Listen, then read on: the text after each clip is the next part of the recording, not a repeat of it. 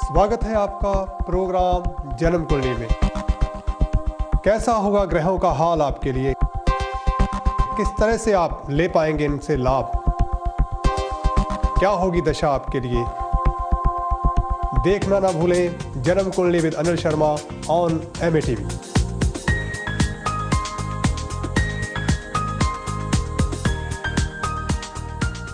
बहुत ही अच्छा योग माना जाता है और इसमें चंद्रमा बहुत ही तीव्रता के साथ, जैसे कुछ लोग बहुत एक्टिव होते हैं तो ऐसी स्थिति में जो बच्चे पैदा होते हैं वो काफ़ी एक्टिव रहते हैं।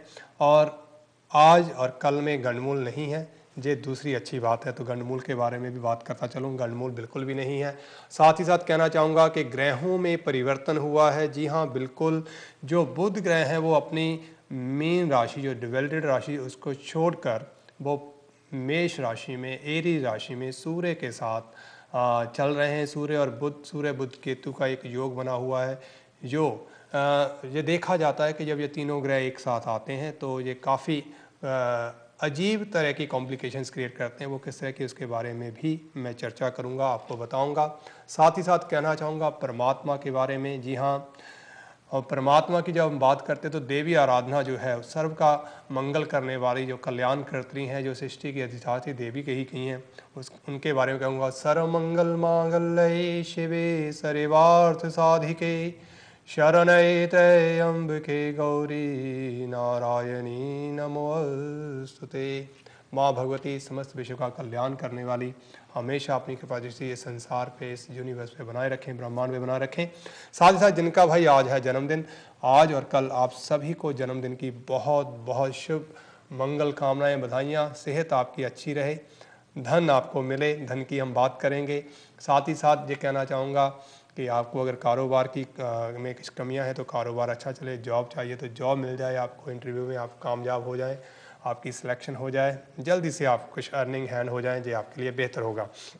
इससे पहले कि मैं बात करूं धन की स्थिति के बारे में, हम बात करेंगे नंबर 5 के बारे में, क्योंकि नंबर 5 की हम बात कर रहे थे न्यूमरोलॉजी की, तो उसमें नंबर 5 की स्थिति कैसी है उसके बारे में हम बात करेंगे। जी हाँ, नंबर 5 के जो मित्र अंक हैं वो हैं 3 और 9।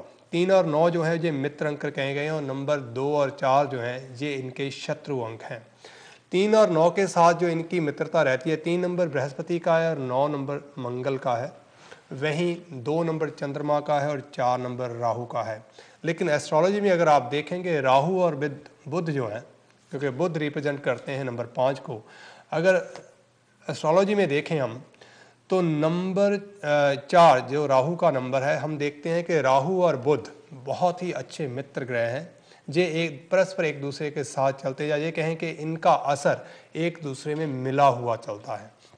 लेकिन न्यूमरोलॉजी में अब यहाँ पे बिल्कुल ही उल्टा है कि नंबर 5 बुध, जिनका अधिपति देवता है, ग्रह है, उसके राहु शत्रु कहे गए हैं। इसमें बुध और राहु का एक साथ आ जाना, नंबर 5 और 4 का एक साथ होना, कहीं ना कहीं आपके लिए, नंबर 5 के लिए जरूर अनिष्टकारी स्थिति बनाए हुए होता है। वहीं हम ये मानते हैं कि नंबर 2 जो है वो भी बुध का शत्रु अंक है। वो बुध का शत्रु अंक है क्योंकि चंद्रमा बुध से शत्रुता का भाव रखते हैं, तो इसमें कोई दो राय नहीं है कि चंद्र और बुध आपस में शत्रु हैं। तो जहाँ 2 नंबर कहीं ना कहीं नंबर 5 के लिए कुछ दिक्कतें, कुछ उलझने पैदा किए होता है। और वहीं अगर हम देखें बुध का नंबर 9 के साथ जो संबंध है, या नंबर 3 के साथ संबंध एस्ट्रोलॉजी में है, ज्योतिषीय में है, वो कहीं ना कहीं बिल्कुल अच्छा नहीं है। मंगल का अंक जो है, या मंगल कहें, वो तो बुध को सहायता करते हैं, बृहस्पति भी बुध को सहायता करते हैं, या ये कहें कि बृहस्पति खुद देवगुरु होने की वजह से अपना प्रभाव, बुरा प्रभाव नहीं देते हैं, लेकिन बुध इन दोनों के साथ ही शत्रुता करता है। अब इस चीज़ को अगर हम लें एस्ट्रोलॉजी और न्यूमरोलॉजी में, यहाँ एक बहुत बड़ा एक डिफरेंट जो तरीका है वो प्रयोग किया गया है, लेकिन अपनी अपनी जगह पे दोनों ही कामयाब हैं। नंबर 5 बुद्धि का प्रतीक है, क्योंकि बुध ग्रह इसको रिप्रेजेंट करते हैं। तो सारी वनस्पति, ये सारा एनवायरनमेंट, ये सारी जो हमारी बौद्धिक शक्ति है, इसका प्रतीक है बुध। तो नंबर 5 में जो व्यक्ति पैदा होते हैं वो बुद्धि के प्रतीक होते हैं। वो काफ़ी इंटेलिजेंट होते हैं, आईक्यू उनका बहुत शार्प होता है। ये कहें कि ऐसे लोग वाकई शक्ति, इनकी जुबान में बहुत मिठास होती है, ये काफ़ी मिलनसार होते हैं, ये बहुत जल्दी जल्दी लोगों को अपनी ओर आकर्षित करते हैं। ऐसी इनके अंदर जो एक क्वालिटी जो इनके अंदर होती है, ये एक बहुत ही अच्छा एक गुण कहा जाता है। लेकिन क्योंकि मंगल और बृहस्पति नंबर 5 के मित्र अंक हैं, वहीं राहु इसका शत्रु अंक है। बुध और राहु का, जैसे मैंने कहा, कि आपस में मिला मिलाया असर होता है। राहु जहाँ कब वाणी को ऐसा कर दे और मंगल कब उसमें कड़वाहट भर दे, पता ही नहीं चलता। तो अगर ऐसे आदमी द्वेष करने लगे तो इतने कड़वे हो जाते हैं, इतने रिवेंजफुल हो जाते हैं कि जे आपका पीछा नहीं छोड़ते हैं जब तक आपका नामो निशान मिटा ना दें, आपको वो जगह छोड़ने पर मजबूर ना कर दें। बदला लेने की कोशिश इनके अंदर बहुत ज़्यादा जो होती है। ऐसे लोग हाजिर जवाब बहुत होते हैं। मैथमेटिकल साइंस में इनकी बुद्धि बहुत तीव्रता के साथ काम करती है, जे बहुत जल्दी से जो है वो मैथ से जुड़ी हुई चीज़ें, और ऐसे लोग ख़ास तौर पे मैथ के टीचर रहते हैं, बैंक से जुड़ी हुई बातें करते हैं, बिजनेस में बहुत ज़्यादा इनको हमेशा ये लगता है कि हम अपने बॉस खुद ही बने, और ये लोग बिजनेस में नई नई योजनाएं बनाते हैं और बिजनेस करने में बहुत ज़्यादा अपना रुझान जो है वो व्यक्त करते हैं। ये इनकी खास बात रहती है। और ऐसे लोग बिजनेस में बिना किसी शक बहुत ज़्यादा तरक्की भी करते हैं। लेकिन अब डिपेंड ये करता है कि इनके जो साथी हैं, जो लोग इनके साथ लगे हुए हैं, वो इनके साथ मित्र हैं या नहीं है, उनका अंक क्या इनके साथ मिला हुआ या नहीं है। क्योंकि ऐसे लोगों का खाली बैठना कहीं ना कहीं विवाद का कारण बनता है, और बहुत कम होता है कि ऐसे लोग खाली बैठें। ये हमेशा दिमाग से किए जाने वाले कार्य, जिसमें बहुत ज़्यादा दिमाग का प्रयोग हो, शरीर का कम लेकिन दिमाग जिसमें हर समय चलता रहे, हर समय कुछ ना कुछ बुनता रहे, कुछ ना कुछ घड़ता रहे, ऐसी चीज़ों में ये हमेशा ही जो है वो बिज़ी रहते हैं। और ऐसा करना इनकी बौद्धिक बुद्धिमत्ता का, इनकी शक्ति का प्रतीक भी है। अगर ऐसे आदमी खाली बैठें तो ये समाज में बदफैली, अपनी जुबान से कुछ ऐसे कड़वे शब्द बोलते हैं जिसमें कई बार जो समाज के अंदर बहुत सारे फसाद भी हो सकते हैं। तो ऐसे लोगों को बोलते समय, कुछ कहते समय हजारों बार सोच लेना बहुत ज़रूरी होता है। इनका वचन आपके हृदय को चीरता है, इनकी बातों का सीधा प्रभाव आपके मन के ऊपर होता है, आपके दिमाग के ऊपर होता है। ऐसी स्थितियाँ रहती हैं। तो नंबर 5 वाले लकी देखे गए हैं, इनके लिए अच्छा है अगर ये हो तो सूर्य को हमेशा ही हाल, सूर्य इनके ना तो मित्र हैं ना शत्रु हैं, लेकिन एस्ट्रोलॉजी में ये देखा गया कि सूर्य और बुध अगर एक साथ हों तो बहुत ही अच्छे गिने जाते हैं। और मेरा पर्सनल एक्सपीरियंस भी है, नंबर 5 में भी अगर हो सकता है तो ऐसे इंसानों को नंबर 1 वाले लोगों के साथ बहुत अच्छे संबंध बनाने चाहिए, जहाँ सूर्य के द्वारा निर्देशित जो चीज़ें हैं उनका उपयोग करना इनके लिए बहुत ही शुभ रहता है। ऐसे लोगों के लिए माणिक रत्न जो है, जहाँ एमरल्ड जो है, रूबी और एमरल्ड, ये बहुत ही अच्छे रत्न होते हैं। अगर इन रत्नों का प्रयोग किया जाए तो ये इनके लिए और भी ज़्यादा फलीभूत होते हैं, और ये अपनी जो इच्छाएं हैं, जो इन्होंने सोच रखा है अपने लिए करने के लिए, उनमें कामयाब हो जाते हैं। और ये निश्चित ही मैंने अपनी एक्सपीरियंस में देखा है, जितने भी लोग आए वो हमेशा तरक्की करते हैं। और ये नहीं है कि बड़े होकर,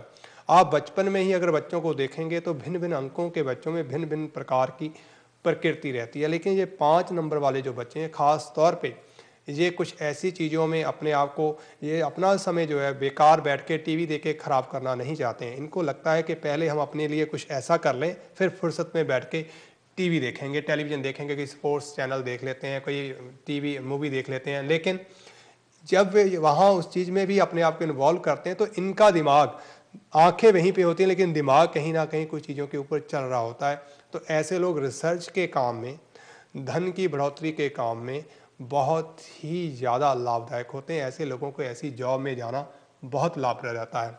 नंबर 5 की ही बात अगर मैं जारी रखूँगा, 14 नंबर जो है, नंबर 14, न्यूमरोलॉजी में इसको भी नंबर 5 का अंक दिया है। इसमें नंबर 1 और नंबर 4 मिलकर नंबर 5 बनता है। अब इस 14 नंबर में अगर आप देखेंगे, अब एक अजीब किस्म की स्थिति आ गई है। यहाँ पे हम देखते हैं कि राहु का नंबर 4 बुध का शत्रु है, और वहीं नंबर 1 और 4 आपस में शत्रु हैं। नंबर 1 का शत्रु 4 है लेकिन 4 का शत्रु 1 नहीं है। अब ऐसी इसमें स्थितियां आ गई हैं कि नंबर 14 वाले लोग जो हैं इनकी ज़िंदगी में कभी भी स्टेबिलिटी नहीं आती। ये लोग जो भी स्टेप लेते हैं उसमें अक्सर कर गलतियां बनाते हैं, गलतियां जो इनको परेशान करती हैं, या ऐसी कुछ चीज़ें इनसे जाने अनजाने, इनकी भरपूर मेहनत करने के बावजूद भी जाने अनजाने इनको वो एप्रिसिएशन, वो क्रेडिट नहीं मिलता है जिसके ये हकदार होते हैं। ऐसी स्थिति में इनको ये चाहिए कि हो सकता है कि सूर्य नंबर 1 की ताकत को बढ़ाते चले जाएं और नंबर 4 की ताकत को कम करें, क्योंकि नंबर 4 नंबर 5 के साथ शत्रुता का भाव रखता है। ऐसी स्थिति में इन लोगों को अपनी वाणी का बहुत ख्याल रखना चाहिए। साथ ही साथ ये कहूँगा कि राजकीय कार्यों में जहाँ लेखाकार होते हैं, जहाँ जो अकाउंट्स के हायर ऑफिशियल हैं, जैसे हमारा income tax department, revenue department है, ऐसी पोजीशन पे जाके इन्हें बहुत सावधानी के साथ काम करना चाहिए। वहाँ पे इनके द्वारा थोड़ी सी भी क्लैरिकल अगर मिस्टेक हो जाए तो इनको उसकी सज़ा भुगतनी पड़ती है, इन्हें नौकरी से निकाला जाता है, इन्हें दंडित किया जाता है, इन्हें फ़ाइन लगाए जाते हैं, और इनका जो फ्यूचर है, जो सिक्योर फ्यूचर हम देखते हैं नंबर 5 का, कहीं ना कहीं वो बीच अधूरा छूटता जाता है। और कई बार इनके मन में ये उतार और चढ़ाव बनते हैं, कभी ये अपने आप को स्टेबल उसमें नहीं रख सकते हैं, ये बदलाव में, परिवर्तन में विश्वास करते हैं, क्योंकि इनका जो विरोधाभास है ये डाउटफुल रहते हैं। जैसे नंबर 5 वाला बहुत कॉन्फिडेंट रहता है, उसी तरह से ये नंबर 14 जो कि नंबर 5 में रहते हैं हमेशा ही डाउटफुल स्थिति में रहते हैं, जिसकी वजह से इनकी ज़िंदगी में कुछ ऐसी स्थितियां बन जाती हैं जिसकी वजह से इनको समाज में हंसी का या पिछड़ेपन का एहसास होता है, और इनको ऐसा लगता है, और ये कई बार इससे खफा होकर कुछ गलत कामों में इन्वॉल्व हो जाते हैं, लोगों को बुरा भला बोलते हैं या फिर बिल्कुल निठल्ले बैठने की कोशिश करते हैं। अगर ऐसे लोगों का साथ एक नंबर के लोगों से हो जाए तो निश्चित ही, और ऐसे लोगों को ये कहूँगा कि नंबर 4 वाले लोगों से दूर रहना चाहिए। एक नंबर के लोगों के साथ इनका प्रभाव जो है वो अगर हो जाए, या अगेन फिर से कहना चाहूँगा सूर्य को जहाँ तक दी जाए, सूर्य आराधना की जाए, सूर्य आराधना जो है वो इनके लिए अच्छी है। जैसे उसमें करना क्या चाहिए, छोटी लड़कियों को बुद्ध लड़कियों के रूप में देखा जाता है, छोटी कन्याओं को सूर्य की चीज़ें दी जाएं, सूर्य रंग की चीज़ें दी जाएं, या उनको कुछ नारंगी कलर का कुछ कपड़ा ध्यान में दिया जाए, तो उससे इनका आत्मविश्वास बढ़ता है, इनकी प्रमोशन, इनकी तरक्की होने के चांसेस बढ़ जाते हैं, और ऐसी अवस्थाएं जो इनके जीवन को निराशावादी ओर ले जाएं उनमें कमी आती है। और ज़्यादा नहीं है तो एक कॉपर कॉइन लेके जो अपने गले में पहने, तांबे का पैसा अगर अपने गले में जो पहन लेते हैं, वो इनके लिए बहुत ही सहायक सिद्ध होता है किसी रत्न की बजाय। अच्छा है कि अगर ये तांबे का पैसा अपने गले में धारण करें तो निश्चित ही उससे लाभ की स्थिति बनती है।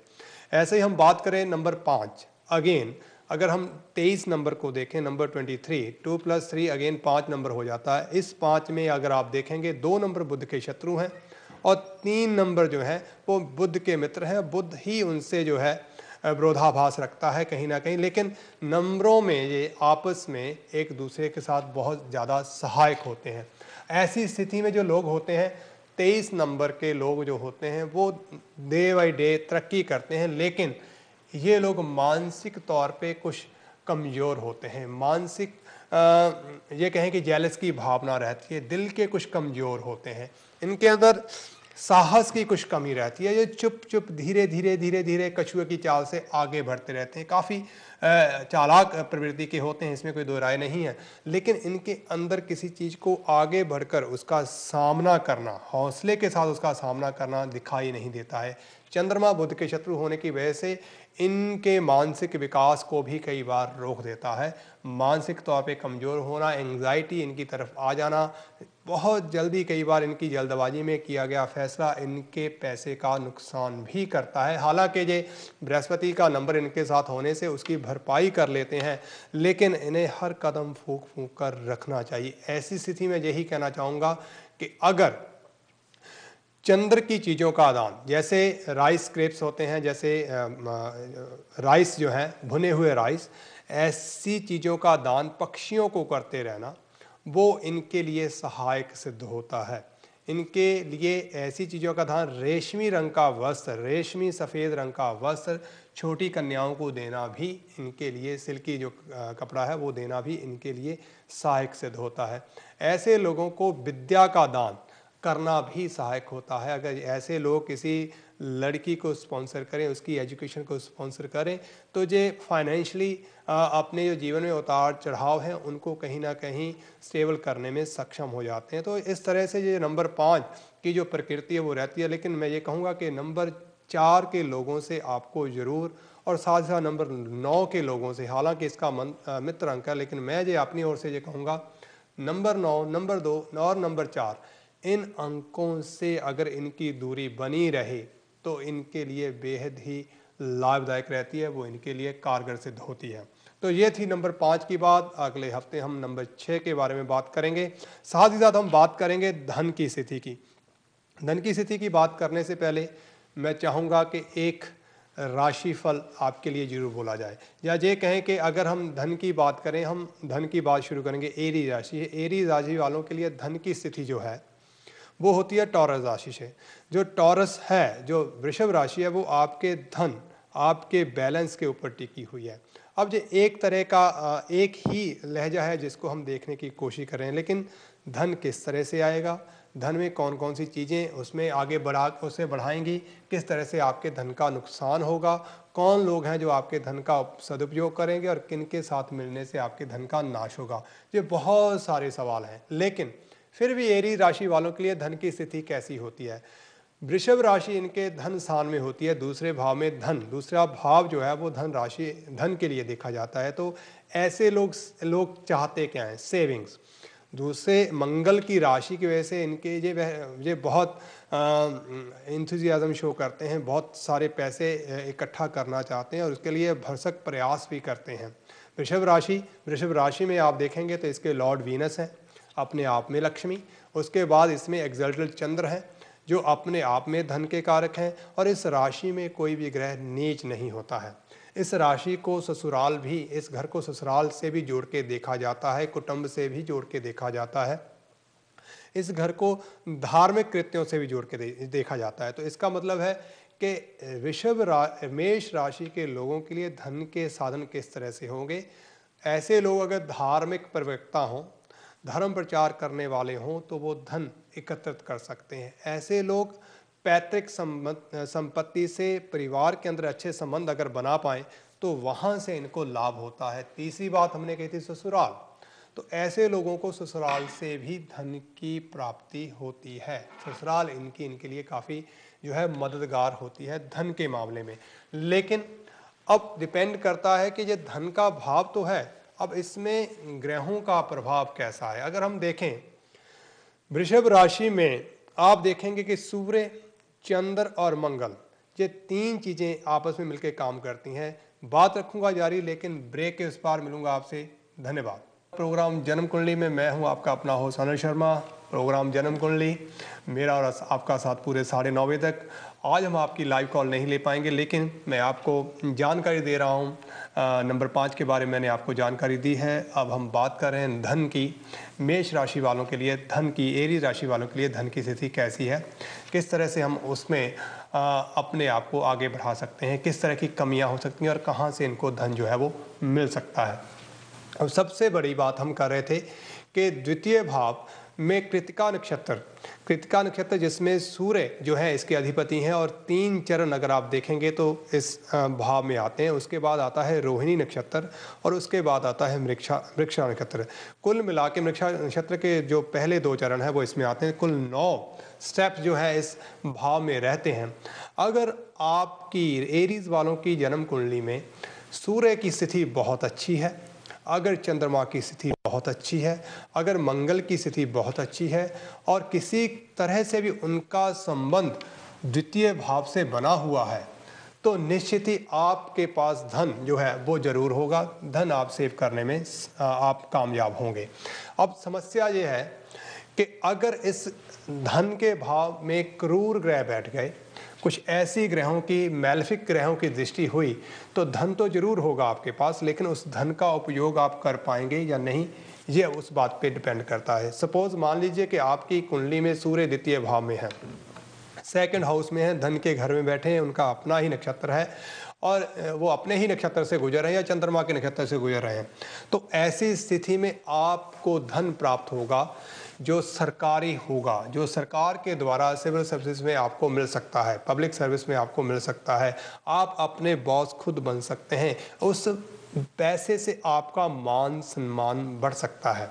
ऐसी स्थितियाँ आपके पास होंगी। अगर मान लीजिए चंद्रमा ही द्वितीय भाव में बैठे हैं, तो चंद्रमा अगर अपने ही नक्षत्र में बैठे हैं, सूर्य के नक्षत्र में बैठे हैं या मंगल के नक्षत्र में बैठे हैं, ऐसी स्थितियों में अगर आ जाते हैं तो चंद्रमा आपको धनाढ्यों में शामिल कर देगा, अगर खासकर वो चंद्र मंगल के नक्षत्र में हो, क्योंकि चंद्र और मंगल से उत्तम लक्ष्मी जो क्रिएट होता है।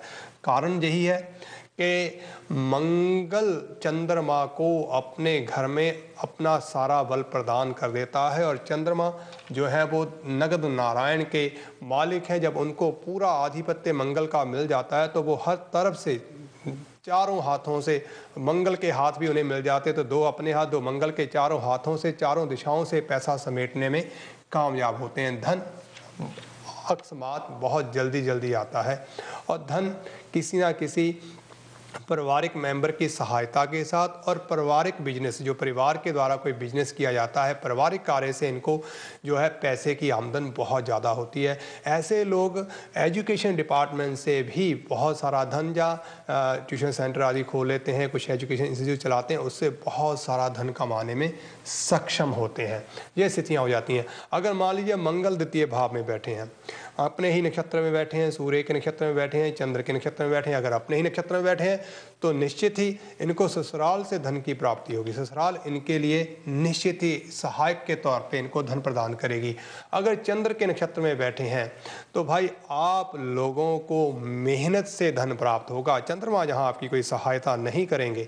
और अगर सूर्य आपके साथ हैं, अगर सूर्य के नक्षत्र को लेकर आपने पकड़ रखा है तो निश्चित ही धन आप किसी army, air force, merchant navy, police department, detective जो सिक्योरिटी के काम हैं, डिटेक्टिव जो हमारी संस्थाएं हैं उनसे जुड़े हुए काम, और लॉ फर्म से जुड़े हुए कामों से आपको धन की आमदन होती है। अब ये डिपेंड करता है, ये सारी चीज़ें मैंने एक बेसिक रूप में बताई हैं, लेकिन अगर बहुत बड़े रूप में इनको देखा जाए तो किस तरह से होगा ये आपकी जन्म कुंडली तय करेगी। इतना सब कुछ करने के बावजूद भी, इतना धन कमाने के बावजूद भी आप धन को संभालने में सक्षम होंगे या नहीं होंगे। कारण यही है कि मंगल जो धन के कारक हैं वही आपका धन खराब करते हैं, क्योंकि आपके अंदर एक बात आ जाती है कि मुझे जो धन है वो सेव नहीं करना है, उसकी सेविंग नहीं करनी है, उसे अपनी ज़रूरतों को पूरा करना है। आप कल की चिंता नहीं रखते हैं, इतना आप रिस्क लेते हैं, इतना जोखिम उठाने में आप रहते हैं। आप बहुत जल्दी जैसे ही पैसे आते हैं उनको इन्वेस्ट, मैं अच्छा घर ले लूँ, मैं अच्छी गाड़ी ले लूँ, मैं अच्छी शॉपिंग कर ले लूँ, मैं अच्छी जो है हॉलीडे कराऊँ, मुझे टूर करना है, बस इस तरह की चीज़ों में आप, और गैम्बल करने में भी आप, और ख़ास करके गैम्बल जिसमें लाइक रेसलिंग हो गई, बॉक्सिंग हो गई, तलवारबाजी हो गई, ऐसी चीज़ों में कई बार आपको बुल फाइट हो गई, ऐसी चीज़ों में कई बार आप गैम्बल करने में भी पीछे नहीं हटते हैं।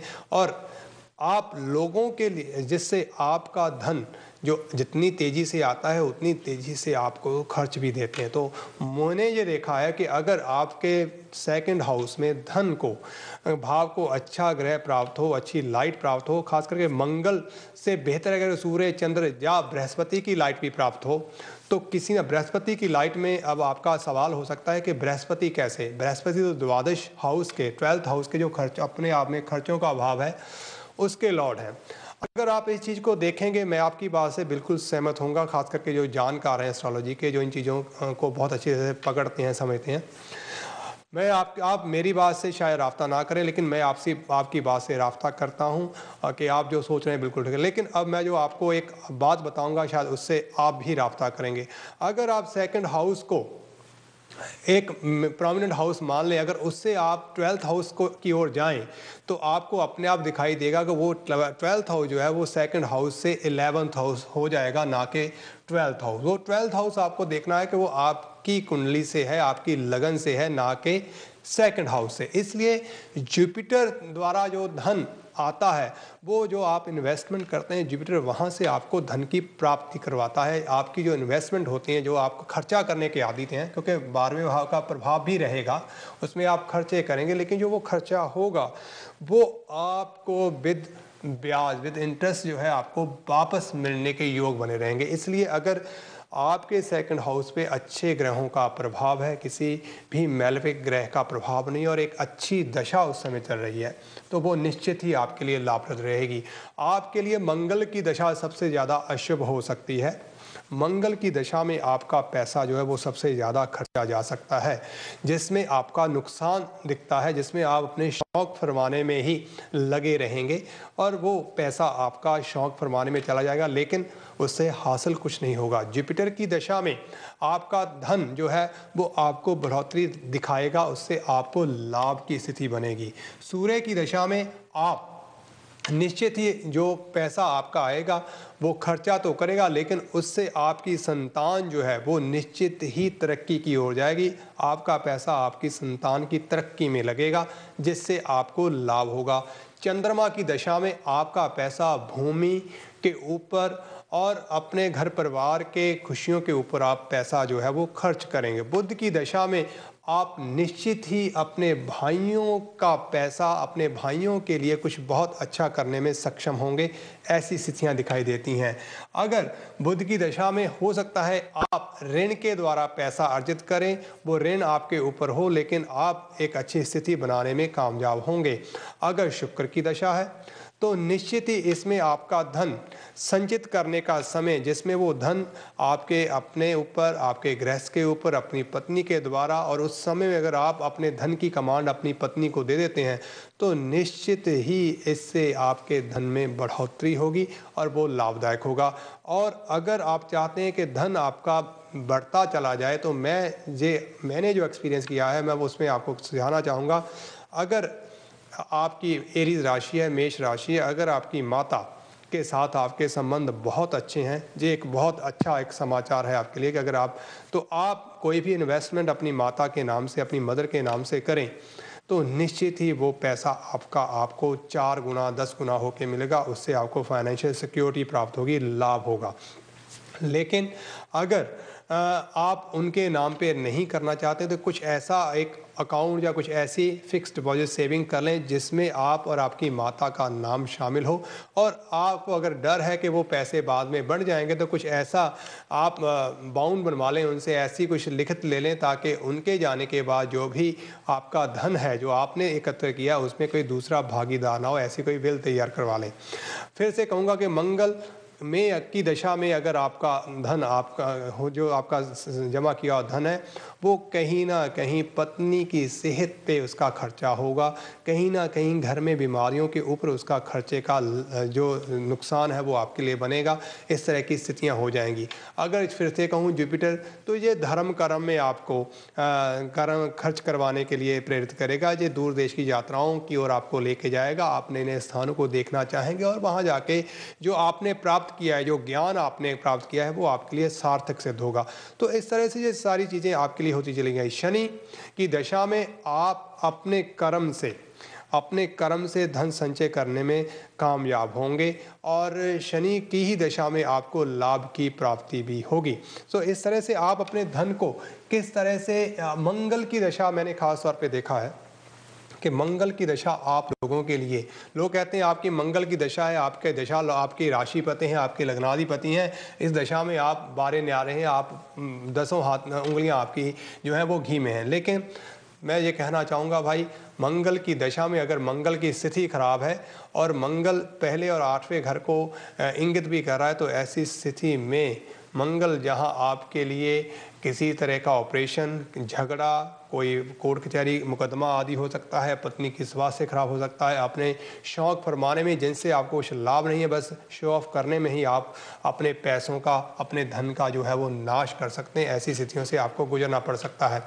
मैं ये कहना चाहूँगा कि मंगल की एरीज राशि वाले लोग पैसे कमाना तो चाहते हैं, लेकिन उनको सेव करना नहीं चाहते। इनके पास बहुत अच्छी प्लानिंग्स होती हैं भाई, जिसकी द्वितीय भाव में सूर्य, चंद्र, शुक्र, बृहस्पति और मंगल का प्रभाव है। जो तेज और अच्छी सोच के साथ आगे बढ़ना चाहते हैं, उनका पूरे ही ग्रहों का प्रभाव बना हुआ है, उनके पास अच्छी प्लानिंग्स तो होती हैं, बहुत अच्छा समाधान भी होते हैं, लेकिन दूसरों को जो वो एडवाइस करते हैं वो निश्चित ही उनके लिए फलीभूत होती है, लोग उससे फ़ायदा भी लेते हैं। लेकिन जे अपने लिए ये सारा कुछ नहीं करते, अपने लिए पैसे जोड़ कर नहीं रखते हैं, अपने पास संचय नहीं करते हैं धन, बस आज और आज ही भी में ये विश्वास करते हैं। हम भी ये कहते हैं आज में विश्वास करो, लेकिन ये आज ही में करते हैं, ये आज को अपना कल मानते ही नहीं है। हम कहते हैं कि आपका आज आपका कल हो सकता है, पर इनमें आज ही है, कल किसने देखा है, ये समस्या हो जाती है। इस वजह से जब ये धीरे धीरे ज़िंदगी में आगे बढ़ते हैं, तो जब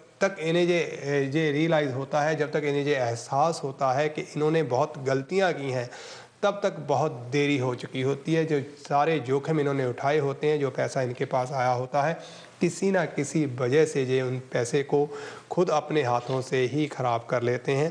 अच्छा स्रोत यही है कि अगर ये अपनी माता के साथ संबंध बनाएं या अपने बच्चों को बहुत अच्छी एजुकेशन प्रदान करें, तो ये धन इन्हें निश्चित ही ये कहें कि विद इंटरेस्ट इन्हें मिलेगा। ये एक अच्छा जोखिम होगा, एक अच्छी इन्वेस्टमेंट होगी, जिससे इन्हें इनका धन जो है, इनको बाद में जो पछताना है उससे ये बच पाएंगे। अपने लेवल पे ये लोग ऐसा करने में सक्षम बहुत कम दिखाई देते हैं। धन जितना मर्जी हो, जितना बड़ा धन होगा उतने बड़े इनके खर्चे होंगे, और शायद उतना ही बड़ा ऋण भी इनके ऊपर हो, कर्जा भी इनके ऊपर, ऐसी स्थितियां होती हैं। तो इस तरह से मेष राशि वालों के लिए आज हमने धन की बात की है। इसी तरह हम अपने अगले प्रोग्राम में भी टॉरस राशि वालों की धन की स्थिति क्या होगी उसके बारे में बात करते रहेंगे। इस तरह से ये सिलसिला चलता ही रहेगा, और ये सिलसिला जो ही चलता रहे ये मैं कामना भी करूँगा। और साथ ही साथ आज हम ज़्यादा नहीं मैं करूँगा, लेकिन एक राशिफल ज़रूर बोलूँगा, क्योंकि पिछले फ्राइडे में राशियाँ जो थी बोल नहीं पाया था, लेकिन इस बार मैं लीब्रा राशि के बारे में बात करना चाहूँगा कि लीब्रा राशि वालों के लिए ये आज और कल का दिन कैसा है। बाकी बात तो हम फ्राइडे के दिन जब मैं आपको मिलूँगा उसमें हम एक बार फिर से विशेष रूप से चर्चा करेंगे 12 राशियों के राशिफल के बारे में। जो कॉल्स मैं आपकी नहीं ले पा रहा हूँ आज, वो कॉल मैं आपकी लूँगा फ्राइडे के दिन दोपहर 12 बजे से लेकर 2 बजे तक। हम बात करेंगे लीब्रा राशि के बारे में। जी हाँ, लीब्रा राशि की स्थिति क्या है। लीब्रा राशि वालों को ये देखना चाहिए कि पहली सबसे बड़ी बात, कॉमन बात है, जब लीब्रा राशि की बात आती है तो साढ़े सती का प्रभाव, आप इंटरनेट पे या आप किसी को मिलते हैं जाने अनजाने, कहीं ना कहीं ऐसे आपको ये इन्फॉर्मेशन मिल जाती है कि आप साढ़े सती का प्रकोप जो है वो आपके ऊपर है। ये साढ़े सती आपके ऊपर चढ़ी हुई है। क्या साढ़े सती आपके लिए अच्छी है या बुरी है, इसका निर्णय भी आपकी जन्म कुंडली से होगा, क्योंकि राशि से साढ़े सती है, नो डाउट साढ़े सती है, लेकिन ये अच्छी है या बुरी है इसका प्रभाव हमें देखने को मिलेगा आपकी जन्म कुंडली से। साढ़े सती का प्रभाव, साथ ही साथ शनि और राहु आपकी राशि, आपकी लगन से गुजर रहे हैं। चंद्रमा आपके 4th हाउस में बैठे हुए हैं, शुक्र पंचम भाव में बैठे हुए हैं, सूर्य बुध केतु जिसकी मैं बात कर रहा था, तीनों ग्रह की ये चौकड़ी बन गई है, तिकड़ी बन गई है, ये कुछ अजीब फल खिलाते हैं। वो किस तरह से होगा उसके बारे में हम देखेंगे। बृहस्पति आपके भाग्य स्थान में बैठे हुए हैं, मंगल है आपके द्वादश भाव में। तो कुल मिला के ये स्थितियाँ, इसमें अगर आप देखेंगे मंगल जो है वो रेट्रोग्रेड पोजीशन में बैठे हुए हैं, शनि महाराज भी रेट्रोग्रेड पोजीशन में है, साथ ही साथ बुध जो है सूर्य के पास चले गए हैं, कुछ ज़्यादा ही चले गए, इसलिए वो कम्बस्ट हो गए हैं। कम्बस्ट मरकरी किसी काम का नहीं, वो उल्टा कुछ उलझनों को जन्म देता है। सबसे पहले मैं आप लोगों से, लीब्रा वालों से ये कहना चाहूँगा भाई, सबसे पहले आप अपने ऊपर छाए हुए डिप्रेशन को, मानसिक तनाव को ख़त्म करने की भरपूर कोशिश करें, क्योंकि इस समय शनि और राहु का प्रकोप, साढ़े साती का प्रकोप आप लोगों के ऊपर निरंतर अपना प्रभाव बनाए हुए है, और इस प्रभाव में आप कुछ फैसला नहीं कर पा रहे हैं। इस आपको पता ही नहीं चल रहा है कि आप जाने अनजाने जिन चीज़ों को कर रहे हैं उससे आपके ऊपर कर्जा बढ़ सकता है, उससे आपको आने वाले दिनों में परेशानी का सामना करना पड़ सकता है। लोग आपको ब्लेम दे सकते हैं, आपके बच्चे आपके अगेंस्ट जा सकते हैं, आपके शौहर, आपकी पत्नी आपको इल्ज़ाम लगा सकती है और आपको आपके आज के जो किए हुए कार्य हैं उनके लिए आपको ही रिस्पॉन्सिबल बता सकती है। ऐसी स्थितियाँ हो सकती हैं। सबसे पहले आपको काले रंग का बिल्कुल त्याग करना होगा। काला रंग जो है वो आपके लिए इस स्थिति में शुभ स्थिति में नहीं है। इस चीज़ का आपने ध्यान रखना है। कारण यही है कि शनि महाराज रेट्रोग्रेड होकर जिस स्थिति में बैठे हुए हैं वो स्थिति आपको वृथा भ्रमण, बस घर आए घर पहुँचे नहीं कि फिर आपका दिल करे बाहर चले जाएं, या ऐसी स्थिति पैदा कर दे कि बस आप घर के अंदर ही बैठे रहें और बाहर जाने को आपको रोशनी से नफरत होने लगे, आप अपने कमरे में बैठ जाएं और आपको कोई बुलाए नहीं। ऐसी स्थितियां पैदा कर सकता है। इस स्थिति से आपको गुजरना होगा पड़ सकता है, उससे आपको सावधान रहना होगा। साथ ही साथ राहु का प्रभाव जो आपके ऊपर बना हुआ है वो भी कोई अच्छा नहीं है। ये कहें कि शनि के सहायक बन के चल रहे हैं इस समय राहु, और ये एक अच्छा योग नहीं है। अगर हम बात करें राहु की तो ये कहना चाहूँगा कि अगर आपका कोई भी लीगल मैटर चल रहा है, आपको कोई सरकारी काम अगर आप करवाने जा रहे हैं, उसमें आपको कुछ परमिशन चाहिए, आप कुछ चाहते हैं कि सरकार के द्वारा किसी ऐसे काम से आपको लाभ हो, तो निश्चित ही उसमें मुझे कुछ डिले बनती हुई दिखाई। प्रोग्राम जन्म कुंडली में मेरा और आपका साथ पूरे 9:30 बजे तक, ये आखिरी का सेगमेंट। भाई इस दौरान मैं ये कहना चाहूँगा कि अगर आप मेरे साथ अपॉइंटमेंट बनाना चाहते हैं, प्राइवेट कंसल्टेशन लेना चाहते हैं, मेरे साथ बात करना चाहते हैं, तो निश्चित ही आपकी स्क्रीन के ऊपर फीडबैक नंबर आएगा या आ रहा है इसी समय से, तो आप उस नंबर पर मुझे कांटेक्ट कर सकते हैं, अपने लिए टाइम स्लॉट जो है वो करवा सकते हैं और मैं उसमें आपसे मिलने की कोशिश करूंगा। जिस तरह से होगा हम आपकी समस्याओं को जन्म कुंडली के माध्यम से सुलझाने की कोशिश करेंगे। और ये कहना चाहूँगा कि जन्म कुंडली एक ऐसा ज्ञान का नेत्र, एक ऐसी गाइडलाइन है हमारे पास, अगर इसको बहुत गहराई के साथ वर्तमान स्थितियों को अगर दशाओं के साथ इसका तालमेल बैठ जाए जो आपकी कुंडलियों में रहता है, तो निश्चित ही आप इससे बहुत सारी जो मार्गदर्शन ले सकते हैं और अपनी ज़िंदगी में इनको उपयोग कर इनका सहारा ले आप बहुत आगे तक बढ़ सकते हैं। बिल्कुल जिस तरह हम लिब्रा राशि की बात कर रहे हैं, ये एक जनरल बात कर रहा हूँ। ज़रूरी नहीं है कि सभी लिब्रा राशि वालों के साथ इस तरह से हो रहा हो। कारण यही है कि साढ़े सती का प्रभाव आपके ऊपर अच्छा और बुरा किसी तरह का भी हो सकता है। वो डिपेंड करता है कि आपकी जन्म कुंडली की स्थिति क्या है। खाली नाम से या राशि से ही साढ़े सती का बुरा हो जाना, इस बात को आपको अपने दिमाग से, अपने मन से निकालना होगा, जो कि बिल्कुल ही तथ्यविहीन है, जो सत्यता से बहुत बहुत परे है। इस बात को आपने ध्यान में रखना है। बहुत सारे लोग मैंने देखा कि जब साढ़े सती की बात आती है तो बहुत जल्दी उनके मन में दिमाग में एक बात आती है कि सरसों का तेल दान किया जाए, या अगर वो किसी से एडवाइस लेने जाते हैं वो भी कहते हैं साढ़े सती है, आप काले कपड़े का दान करें, आप सरसों के तेल का दान करें, आप उड़द की दाल जो है, माह की दाल जो है उसका दान करें। लेकिन मैं लिब्रा राशि वाले से कहना चाहूँगा कि जो वर्तमान स्थितियाँ हैं इसमें काले कपड़े का त्याग करना तो ठीक है, लेकिन काले कपड़े का दान करना, सरसों के तेल का दान करना, उड़द के तेल का दान करना आप लोगों के लिए, साबुत माह की दाल का दान करना आप लोगों के लिए अनिष्टकारी हो सकता है। कारण यही है कि शनि महाराज जो आपके ऊपर साढ़े सती का प्रभाव लिए हुए हैं वो आपके सुख के कारक हैं। सुख को देने वाले ग्रह की चीज़ों को अगर आप अपने से दूर करेंगे तो आपका सुख भी आपसे दूर होगा। इस बात को आपको लॉजिकली समझना होगा कि किस स्थिति में हमें कौन सा दान करना चाहिए। अगर इस स्थिति में आप उच्च के शनि और सुख स्थान के शनि जो हैं, अगर आप उनकी चीज़ों के द्वारा दूर भगा देते हैं, दूर करने की कोशिश करते हैं, तो निश्चित ही आप अपने लिए कुछ अच्छा नहीं बुरा ही कर रहे हैं। हाँ, अगर आपकी जन्म कुंडली इस बात में कुछ हमें कहती है कि हमें कुछ फ्रीडम देती है कि आप कर सकते हैं, तब जरूर करिए। लेकिन अगर आप अपने राशिफल से ही, जैसे अभी हम कह रहे हैं, जहाँ आप साढ़े सती सुन के ऐसा करना चाहें, तो ऐसी गलती आप बिल्कुल ना करें। इस बात का आपको ध्यान रखना होगा।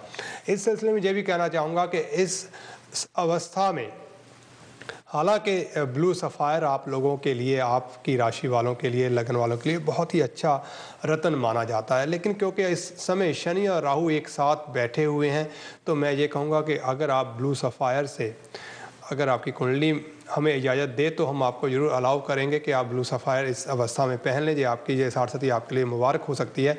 लेकिन अगर आपकी कुंडली ये इजाज़त नहीं देती है, तो इस अवस्था में ब्लू सफ़ायर का पहनना, आपके पास होना आपके लिए खतरे की घंटी है। आपके सर पे कर्जा बढ़ सकता है, आपका बिजनेस जो है वो तहस नहस हो सकता है। ऐसी कंडीशनों से आपको गुजरना पड़ सकता है। इस बात का आपने ध्यान रखना है कि ऐसी किसी भी स्थिति को पैदा ना होने दें, पनपने ना दें, ताकि आपको बाद में पछताना पड़े। फिर पछताए होत क्या जब चिड़िया चुग गई खेत। ऐसी स्थितियाँ अपने लिए ना बनाएं। आप समझदार हैं, पढ़े लिखे हैं, समझदारी से जो काम करेंगे वो निश्चित ही आपके लिए लाभप्रद रहेगा। बात कर रहा था कि आज लीब्रा राशि वालों के धन की स्थिति। धनेश रेट्रोग्रेड मंगल द्वादश भाव में बैठे हुए हैं, खर्चे के भाव में बैठे हुए हैं। हालांकि अपने घर से वो लाभ की स्थिति में। अब आप कहेंगे कि आपने उस समय ये कहा था। जी हाँ, बिल्कुल, मैं उसी बात पे आ रहा हूँ। लेकिन यहाँ एक बात आपको फिर से देखनी होगी कि मंगल ने जिस साइन को पकड़ा है वो साइन अपने आप में ऋण का साइन है। खर्चा जो होगा वो आपको ऋण पैदा करके देगा। लाभ में है लेकिन ऋण साथ में होगा, उसके साथ आपके ऊपर डेट बढ़ता चला जाएगा। इसलिए अगर ऐसी अवस्था आए तो आपको ये देखना है कि जो ऋण आप ले रहे हैं, आपने क्या उसके लिए अच्छा हार्डवर्क किया है, उसके लिए एक वर्क प्लान, वर्कशीट आपने बना लिया, आपने समझ लिया है कि आपने इन चीज़ों को किस तरह से प्लान करना है, किस तरह से इस ऋण को उतारना है और किस तरह से इसका उपयोग करना है। कहीं ऐसा ना हो कि ऋण की राशि के लिए हुए बैठे हुए अपने से लाभ दिखाते हुए ऋण को ही आपके ऊपर लेके आ जाएं, जिससे आपके लिए स्थितियां जो हैं वो खराब हो सकती हैं। इस चीज़ का आपने ध्यान रखना है। और ऐसी स्थिति में आदमी को गुस्सा बहुत आता है, क्योंकि धन जिस तरह से आप सोच रहे हैं, जिस तरह से आपकी प्लानिंग है, उसमें जब आप कामयाब नहीं होते तो गुस्सा बहुत आता है, जिसकी वजह से आप अपने शत्रु बना लेते हैं। अपनी वाणी को थोड़ा मधुर करें। और अगर आप चाहते हैं कि इसमें आप कामयाब हो तो उपाय आपको जो देना चाहूँगा, मिठाई, खास करके बताशे लेके आप मीठा कुछ भी मिठाई, बताशे जिसमें है, झाग के बताशे जिनको हम कहते हैं, चीनी के बने हुए, अगर उनको आप बराबर हनुमान जी के मंदिर में चढ़ाते रहें तो निश्चित ही इस समय ये दान जो है आपके लिए कल्याणकारी सिद्ध हो सकता है। और ये निरंतर आप आने वाले 1.5 महीने तक इसको यूं ही कर सकते हैं, जिससे स्थितियां आपके लिए लाभप्रद बनी रहेंगी और स्थितियां आपके फेवर में होगी, जिससे आपके धन का, आपके पैसे का नुकसान कम होगा और वो आपके लिए सहायक सिद्ध भी होगा। ऋण अगर आप लेंगे भी तो ऋण आपको मिल जाएगा और आप कहीं ना कहीं उसको उतारने में भी सक्षम होंगे। साथ ही साथ ये है कि आपकी वाणी में कुछ मधुरता जरूर आएगी। ऐसी स्थिति में आप ऐसे लोगों का साथ बिल्कुल ना करें जो आपको भड़काने की कोशिश करें, जो आपको आपके बल का उपयोग कर आपको फंसाने की कोशिश करें। तो अपने बल का यूं ही व्यर्थ किसी को लाभ ना उठाने दें, इस बात का आपने ध्यान रखना है। जहाँ तक बात करूँ आपके तृतीय स्थान की, जी हाँ, आपके कर्म क्षेत्र की, आपके पराक्रम की, पराक्रमेश आपके किसी ना किसी तरह से मुझे अच्छी स्थिति में दिखाई दे रहे हैं। और इस समय पराक्रमेश का जो प्रभाव है वो लिंक किया हुआ है, लेकिन पराक्रम जो है वो ऐसा लग रहा है कि वो आपको बड़ी तीव्रता के साथ स्थान परिवर्तन के लिए लेके जा रहा है। वो बड़ी तीव्रता के साथ चाहता है कि मैं बहुत सारी अपने आप को बढ़ा लूँ। जहाँ भी हूँ, लंदन में हूँ, बर्मिंघम चला जाऊँ, लीड्स चला जाऊँ, तो वो सारी कंट्री को, या ये कहें कि ओवरसीज तक जाने की कोशिश कर रहा है कि जल्दी जल्दी सारी चीज़ें। ऐसी कुछ प्लानिंग्स आपके दिमाग में आती हैं। कभी आप सोचते हैं जब मैं टीवी के ऊपर अपनी ऐड करूं, कभी वेबसाइट के माध्यम से अपने आप को लॉन्च करूं। बहुत सारी ऐसी चीज़ें आपके इर्द गिर्द इस समय चलती होंगी। विचारिक, क्योंकि ये बृहस्पति इस समय अपनी राशि को देख ही रहे हैं, तो ये एक उत्साह है, लेकिन कहीं ना कहीं एक डर भी आपके मन में बना हुआ है। कारण यही है कि डर के कारक जो ग्रह हैं, जो तृतीयेश पराक्रमेश है, वो किसी न किसी से भय की स्थिति में भी बना हुआ है। तो इसलिए एक चीज़ मैं आपको कहूँगा कि आप अपने पराक्रम के योश में जो काम की स्थिति इस समय आपके पास बनी हुई है, उसके चलते आप अपने वर्तमान काम को कहीं ख़राब ना कर दें, इस बात का आपने पूरा ध्यान रखना है। कुछ ऐसा ना करें, हो सकता है कि आपका पराक्रम, आपको एक ऐसी अपॉर्चुनिटी मिल जाए जिस जॉब में आप हैं, वो आपको कहें कि भाई आपको हम इस ऑफिस से ट्रांसफ़र कर रहे हैं दूसरी ब्रांच में, तो ये एक अच्छी मूवमेंट हो सकती है। ऐसा अगर आपके पास अपॉर्चुनिटी आ जाए, अगर आपको ट्रांसफ़र मिल रही हो, तो आप बिना झिझक उसको ले सकते हैं। उससे आप अच्छा फील ही करेंगे, अच्छा ही लाभ होगा। अगर आपको अपना काम छोड़ के किसी दूसरी जगह जाना पड़े, तो ऐसी यात्रा आपके लिए परेशानी का कारण बन सकती है, क्योंकि आपको काम के लिए जो है वो स्ट्रगल करना पड़ सकता है। ऐसी स्थितियाँ आपके लिए हो सकती हैं। वहीं बात करूं आपके सुख की, सुखेश की बात मैंने जैसे पहले ही कहा था कि शनि महाराज इस समय लीब्रा राशि वालों के लिए सुख के, घर के, परिवार के, बड़े बुजुर्गों के और खुशियों के कारक हैं। लेकिन शनि स्लो मोशन में है, रेट्रोग्रेड मोशन में चल रहे हैं, सारस्वती का प्रभाव लिए हुए बैठे हैं आपके ऊपर। अब ये सारी स्थितियां कहीं ना कहीं आपके सुख को ग्रहण लगा सकती हैं। घर के अंदर का माहौल उदासीनता वाला हो सकता है, उसमें कुछ चीज़ें ऐसी हो सकती हैं, आप करना बहुत कुछ चाहते हैं, आप चाहते हैं, प्लान करते हैं रोज़, अच्छा हम प्रॉपर्टी खरीद लें, हम ये घर खरीद लें, घर के अंदर ये फ़लाँ चीज़ इस तरह से नई ला के इसमें एक्सटेंड कर लें, इसमें लगा दें, यूनिट नया लगा ले आएँ, उसको लगा दें, रंग रोगन कर लें। लेकिन एंड ऑफ द डे सारी प्लानिंग्स धरी की धरी रह जाती हैं, उसके ऊपर आप काम नहीं कर पाते, ऐसी स्थितियाँ हो जाती हैं। अब इस स्थिति को जानने के लिए, आगे बढ़ाने के लिए मैं यही कहूँगा कि अगर हो सकता है ऐसी स्थिति में अपनी माता का साथ अगर आप पकड़े रखें, माता का साथ आपके लिए बेहतर होगा। शनि ग्रह में एक खास बात है, इसने अपनी माता की वजह से ही अपने पिता से शत्रुता की। अब एक ही इसमें एक पॉजिटिव साइन हमें दिखाई देता है कि अगर ऐसी स्थिति में हम शनि ग्रह के अशुभ असर को रोकना चाहते हैं, तो हमें चंद्र को कायम करना होगा। चंद्र को कायम करने के लिए आपको अपनी माता से, माता समान औरतों से आशीर्वाद लेना होगा। जो आपके जो ये कामों में रुकावट आ रही है, जिसमें उदासीनता आ रही है, आप उन ऐसे लोगों से आपको अच्छे संबंध जो हैं उपाय के रूप में बनाने होंगे, जो आपकी इन खुशियों को जो ग्रहण लग चुका है उसको संभालने में, उसको मजबूत बनाने में आपकी सहायता करेंगे। ये एक बहुत ही अच्छा उपाय आपके लिए हो सकता है। चंद्र के साथ आपका संबंध, जैसे मैंने कहा कि शनि एक ऐसा ग्रह है जो माँ के दूध को पहचान लेता है और माँ के दूध की कसम खाता है और न्याय के साथ सारे काम करने को कहता है, जिससे आपके लिए ये बहुत ही अच्छी एक स्थिति हो सकती है। इस स्थिति से आप अपने आप को अगर बनाते हैं, बचाते हैं, तो इससे निश्चित ही आपको लाभ होगा। जहाँ तक बात है, और इस अगर मान लीजिए आप घर लेना चाहते हैं, तो कोशिश करें जब घर का पोजीशन आपको मिले अपनी माता को वहाँ लेके जाएं। आप गाड़ी लेना चाहते हैं, अपनी माता को अपने साथ रखें उस समय, ताकि कोई भी शनि का दुष्प्रभाव जो है आपकी खुशियों को ग्रहण ना लगा दे, ऐसी स्थिति आपके साथ ना हो। जहाँ तक पंचम भाव की बात है, उसके कारक भी शनि हैं। अब शनि यहाँ आपकी संतान के लिए कुछ अरिष्टकारी स्थिति में दिखाई दे रहे हैं। इस बात के ऊपर चर्चा हम करते रहेंगे, लेकिन समय बहुत तेज़ी के साथ गुजर जाता है, हमारे पास समय नहीं है। और मैं कहना चाहूँगा कि जो राशि रहेगी हम फ्राइडे के दिन आपसे मिलेंगे।